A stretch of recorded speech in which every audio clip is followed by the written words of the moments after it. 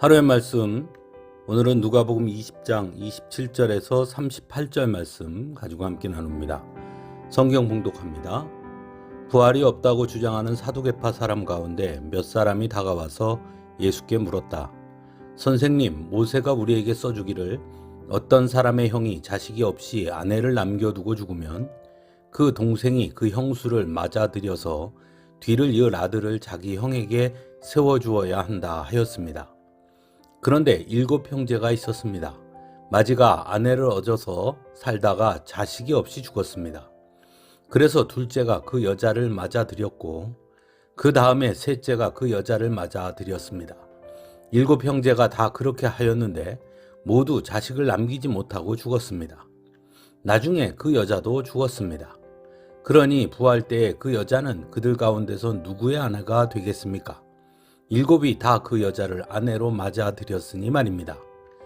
예수께서 그들에게 말씀하셨다.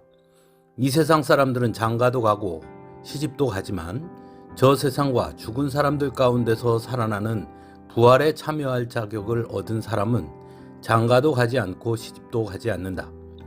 그들은 천사와 같아서 더 이상 죽지도 않는다. 그들은 부활의 자녀들이므로 하나님의 자녀들이다.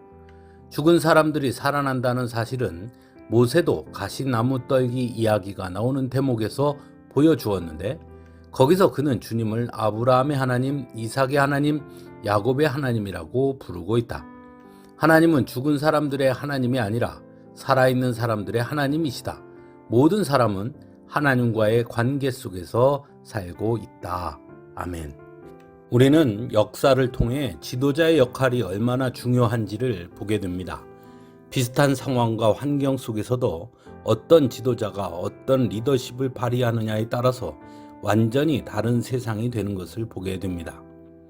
이처럼 지도자 하나 바뀐 것도 때로는 엄청난 변화를 가져오곤 하는데 하물며 통치자 자체가 하나님으로 바뀌신다면 그 변화는 우리가 상상할 수 없는 것입니다. 그런데 어떤 사람들은 하나님 나라, 천국을 여전히 사람의 생각, 사람의 관점, 사람의 방식으로 이해하려고 하는 경우가 있음을 보게 됩니다. 오늘 본문의 사두개인들의 모습이 그렇습니다. 그들은 그 당시 관습인 형수 취수제로 예수님을 공격합니다. 즉 형이 후사를 얻지 못하고 죽으면 동생이 형수를 취하여서 자녀를 낳아 형의 뒤를 잇게 하는 형수 취수제의 예를 들면서 그러면 과연 그 여인은 부활할 때에 누구의 아내가 되는 것이냐고 묻고 있는 것입니다.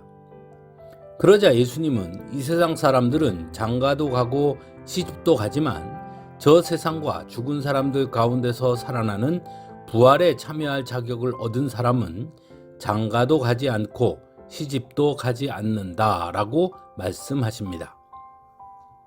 즉 세상의 관습이나 방식과는 전혀 다른 세상이 곧 하나님 나라요 천국임을 말씀하고 있는 것입니다. 이처럼 하나님 나라 천국은 사람들이 주인 행세하는 이 세상과 다르게 하나님께서 직접 통치하시는 세상이라는 것을 분명히 알아야 합니다. 그래서 우리의 방식이 아닌 하나님께서 정하신 하나님의 방식대로 하나님의 뜻과 하나님께서 세우신 법칙대로 이끄시는 것이 당연한 것입니다. 그러므로 우리는 정확하게 하나님의 나라의 모습이 천국의 모습이 어떠한지 알 수 없습니다. 다만 알 수 있는 것은 하나님께서 성경을 통해 우리에게 말씀해 주신 것 외에는 말입니다. 하나님은 하나님 나라에 대해서 말씀하실 때 그 모양이나 형태가 아닌 하나님 나라의 중심 가치에 대해서 우리에게 가르쳐 줍니다. 그것이 바로 눈물도 없고 슬픔도 없는 세상, 그리고 오늘 말씀에서는 죽음이 없는 세상이라는 말씀입니다. 즉 우리가 알 수 있는 것은 하나님의 나라 곧 천국에서는 이 세상의 법칙인 한계성이 없다는 것입니다. 왜냐하면 하나님께서 통치하시기에 그 안에 사는 자들에게는 부족함도, 고통도, 아픔도, 한계도 있을 수 없다는 것입니다. 하나님은 완전하신 분이시기 때문입니다. 한 주간의 찬양으로 함께 은혜 나누겠습니다.